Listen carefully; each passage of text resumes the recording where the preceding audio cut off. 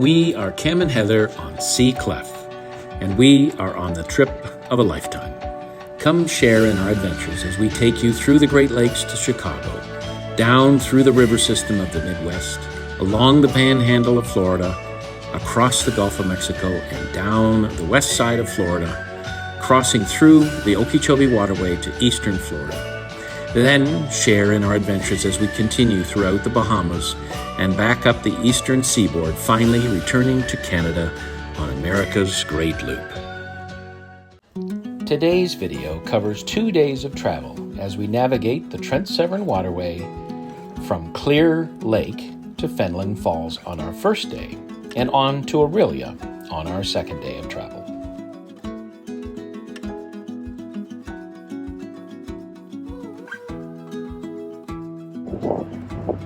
We are transiting through Hell's Gate, which is kind of a passage between Clear Lake and Stony Lake this morning. That's interesting. Paul says it's a place for a church. Sunday morning and doors are open, yeah. I know a little song about that.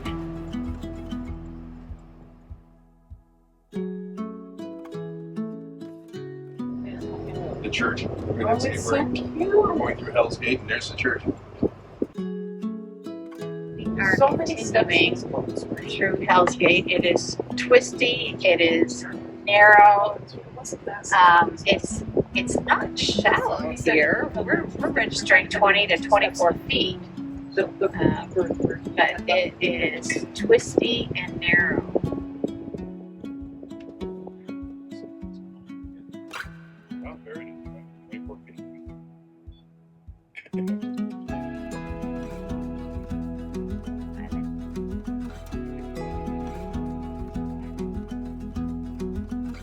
Our first day of travel took us from our anchorage in Clear Lake through Hell's Gate and eventually on to Fenelon Falls, where we overnighted on the top side of the loch.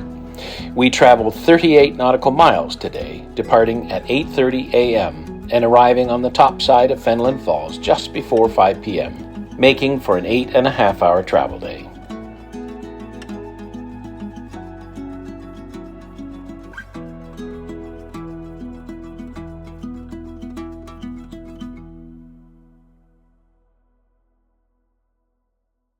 We're in the Burleigh Falls loch, and we have some extra company today, but it seems like a bigger loch. We've got room for ourselves and Misty Maiden. There's a couple of boats up beside Misty Maiden. Doors are closed and we're filling and we're going up nice and slow and gentle.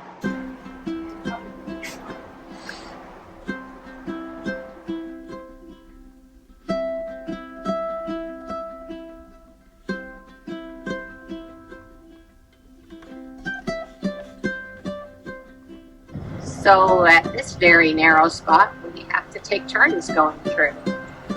Misty Maiden went through, and then this pontoon boat, now it's our turn. This is just past the Burleigh Falls loch.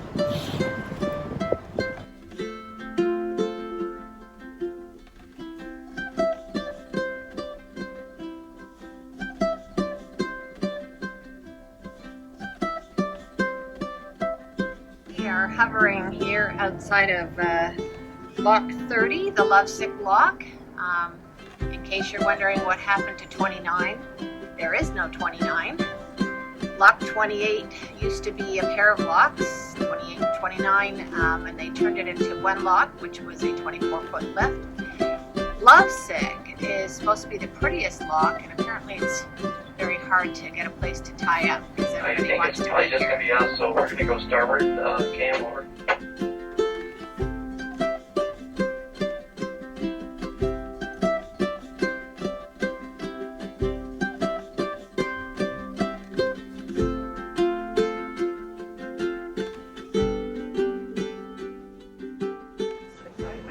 We are at Lovesick Loch, which is apparently called the prettiest loch on the Trent Severn. And it is beautiful up here. This whole area is gorgeous. This is just a 4-foot lift today, or this morning at this lock.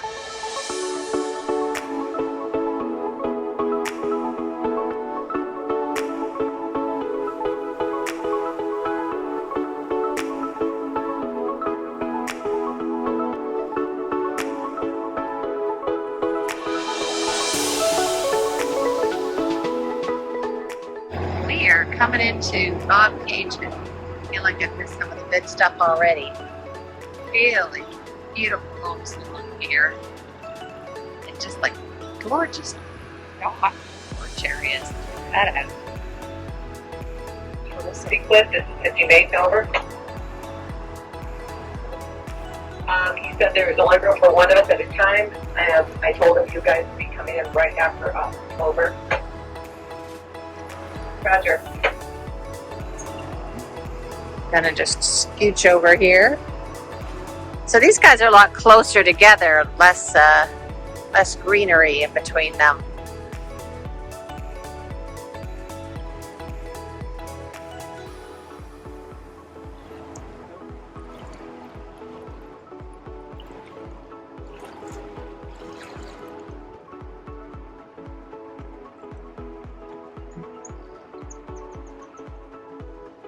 Oh, such cute Adirondack chairs. I love this really dark cottage in here.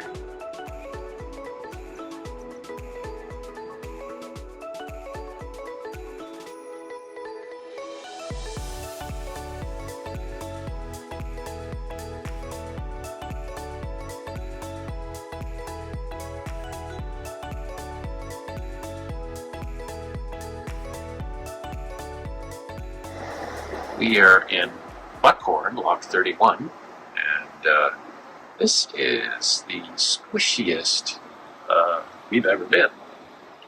It's the second smallest lock in the Trent, apparently, but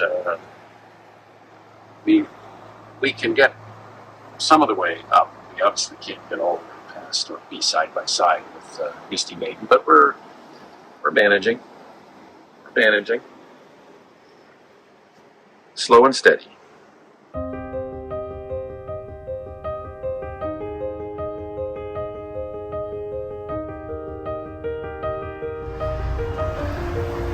Misty Maiden's on their way out. You can see just ahead of us that you can actually tie up here, and they do have dock power, although it's likely busy.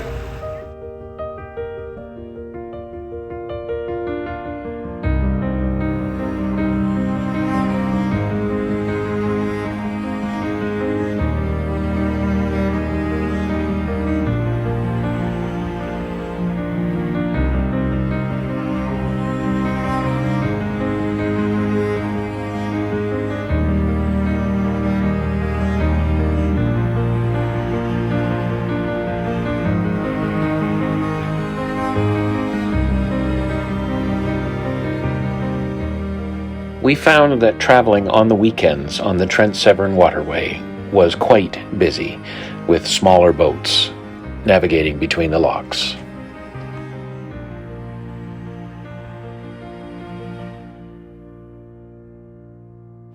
We were sad to see our friends Paul and Wendy leave after such a brief visit, but they left us at Bobcaygeon.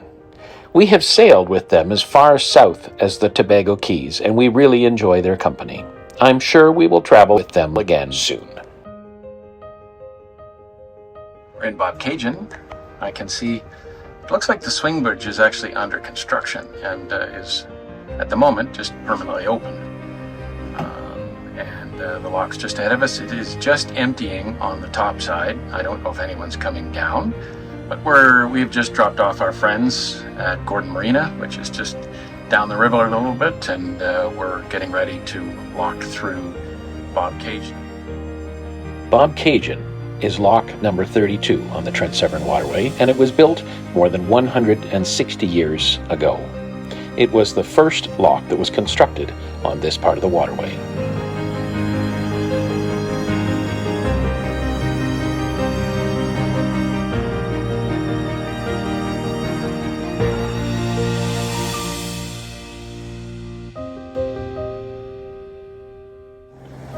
Good afternoon from the bridge of Sea Clef.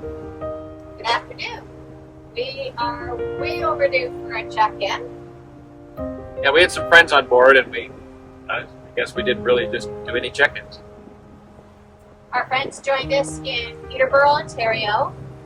And so yesterday we did the world's highest lift lock, which is the Peterborough lift lock. We also did Ashburn on the one before it and several after. We actually did 8 locks yesterday. I don't know, maybe. Yeah. We've done quite a few today, too. And then we anchored out last night. We sure did. Boy, it was super nice. What a nice spot to anchor. Yeah, it was really, really nice. Water temperature was beautiful. I pulled all the grass out of the bow thruster. There was a ton of it. And Our bow thruster had stopped working when we were coming out of a lock, and we're like, uh-oh. I was thinking voltage right off the bat. We checked the voltage, turned the generator on, and but we were getting really good voltage regardless of what happened with the generator boosting the power. But anyway, the bottom line is that it turned out it was grass.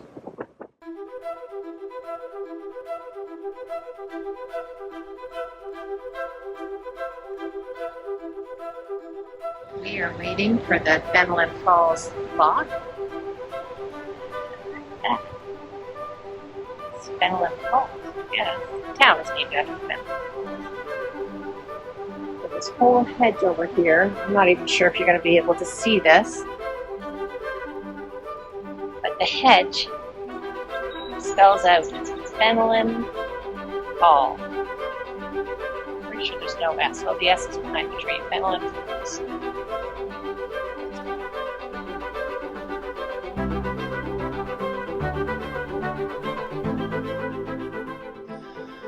We are so squeaky tight here that they actually partially closed the gate before we got in, or after we got in, so that we could come back to make room for our dinghy. And on the other side, our anchor was being held by Jim on Misty Maiden.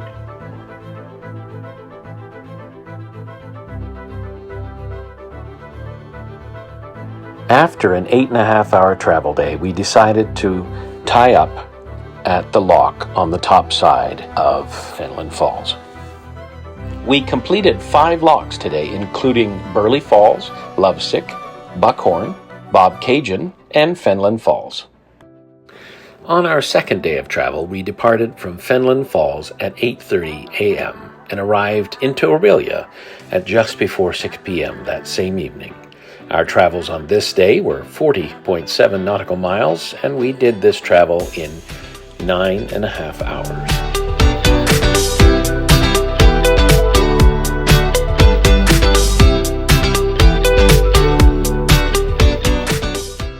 Security, security, security. This is Sea Clef, Sea Clef, Sea Clef. We're a 50-foot vessel followed by a 65-foot vessel entering the Trent Canal from Malta Lake, heading westbound.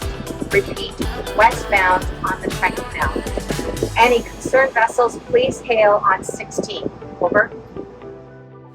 The Trent Canal is a very narrow canal, and the depths are only good in the middle of the canal, and it's important to ensure that opposing traffic will not cause a problem partway through the canal. So we called a security.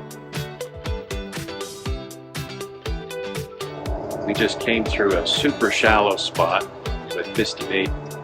We only need 3 foot 6 inches to get through, but they need 5 feet. And we saw 4 foot 8. And so we're just kind of hanging back and waiting until they get through the shallow spot. Oh, we saw 4 foot 3 according to Heather.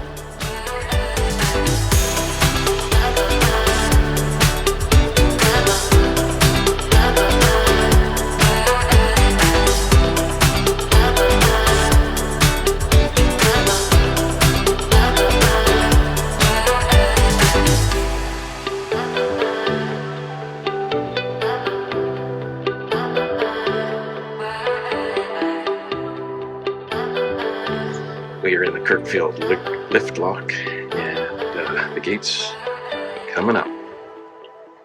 We have 4 boats in here, so it's a little squishy, but we're doing okay.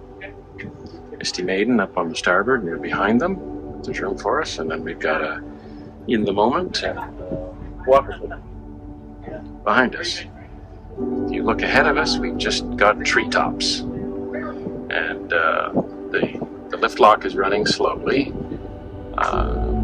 so it takes about 50 minutes to go up and 30 minutes to go down. We're going down right now.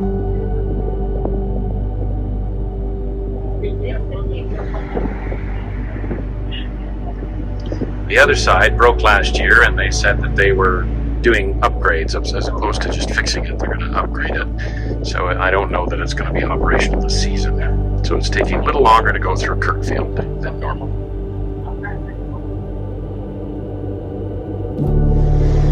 We are about halfway down the lift lock at Kirkfield, and we're getting down to grass levels where Heather's probably a little more comfortable with our location. And we'll be underway in no time. We really lucked out. We only had about a 20 or 30 minute wait, and then we were coming down.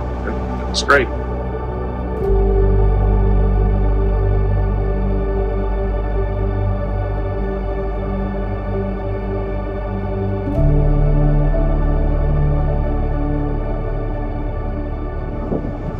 We are past the Kirkfield lock and are now downbound. And of course, now we're not returning to port, so our reds are now on the left as we head into the bay down the river.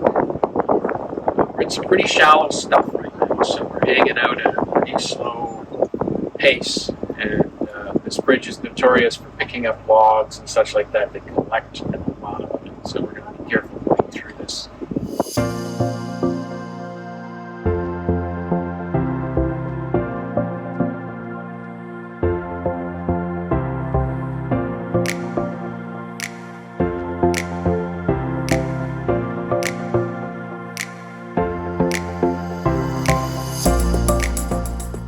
Here we are in Lock 37, and this time we have Misty Maiden behind us. We have, I forget the name of this boat, but we are going down as we said we would be.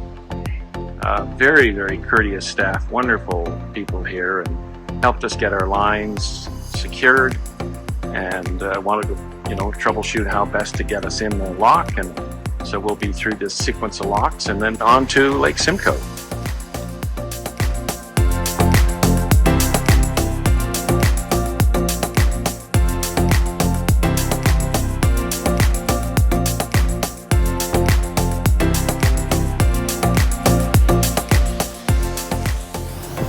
We're coming up on Portage Lock. These locks are going to go quickly for us because they're right ready for us, and they're taking the boats in sequence that works, and everybody knows what's going on and how it's going to work, and so this is going well. But we're into farmers' fields now, and open plains and lots of visibility.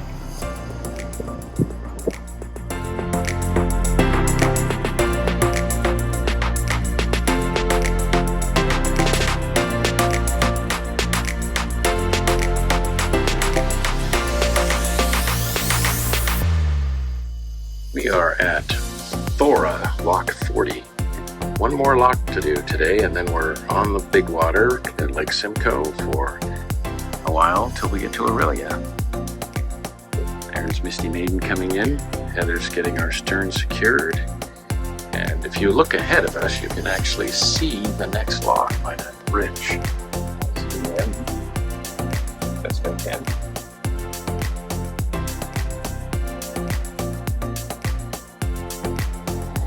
You're looking for ideas on how to cut the grass. Well, you got a big slope.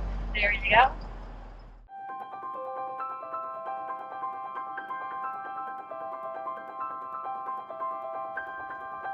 Last lock of the day, Gamebridge Lock 41. And once we're through here, we're on to Lake Simcoe, which is just ahead. We know that the weather's quite good for crossing today. So we are looking forward to getting out to Lake Simcoe and getting on our way to Orillia. It's been a long day, we're a little tired, but the crossing of Lake Simcoe won't be difficult. The gates are closing, Almost look professional now. and we will be underway. Lock 41. Boy, it's amazing how many locks we've done in the last 2 weeks or so. I guess it'll be 70 odd locks by the time we're finished on Wednesday.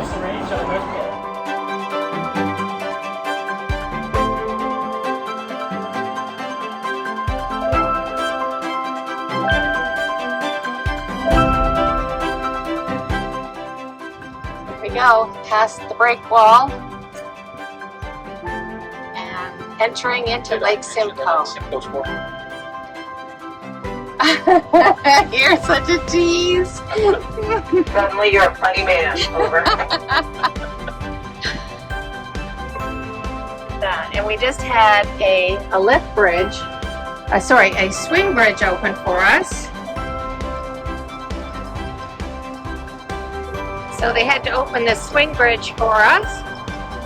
And it's right over here that we did the switch off a few years ago when we were doing the Trent Severn, and I got off here and our friend had driven his car and he got on the boat and I drove home and went to work. And Lake Simcoe is looking like an absolute dream. I'm so excited.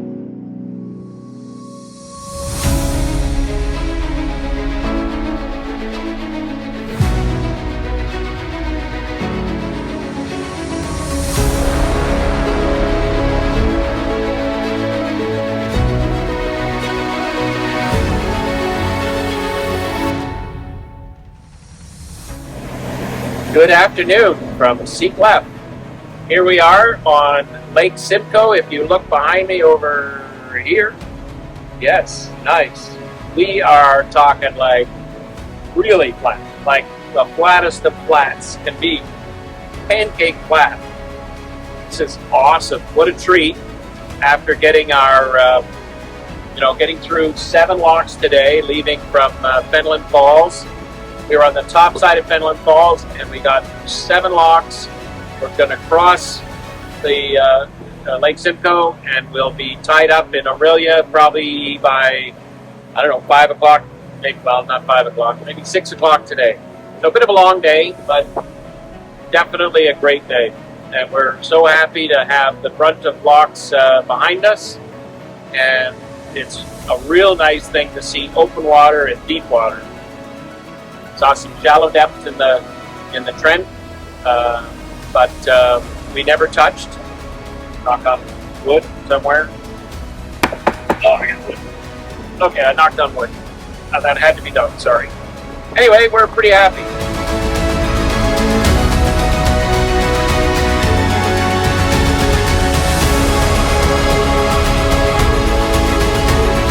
We are coming into Orillia. We've just finished crossing Simcoe. I don't think we could have asked for a more perfect crossing. Lake Simcoe can rough up quite a bit when the weather picks up. And it's getting late in the day. We have had a long day and I'm looking forward to being tied up and just sitting back and having some dinner and sleeping.